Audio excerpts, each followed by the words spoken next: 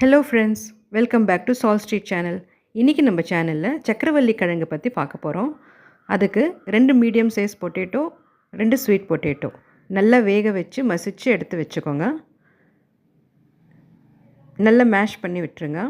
இதில் கருவேப்பிலை, இஞ்சி, பட்டாணி, துருவிய கேரட், தேவையான அளவு உப்பு, மஞ்சள் தூள், நறுக்கி வச்சுருந்த கொத்தமல்லி, கரம் மசாலா தூள், கொஞ்சமாக கேபேஜ் நல்லா மிக்ஸ் பண்ணி விட்டுக்கோங்க. இந்த கலவையை ஏற்கனவே மசிச்சு வச்சுருந்த ஸ்வீட் பொட்டேட்டோவில் போட்டு நல்லா மிக்ஸ் பண்ணிவிடுங்க.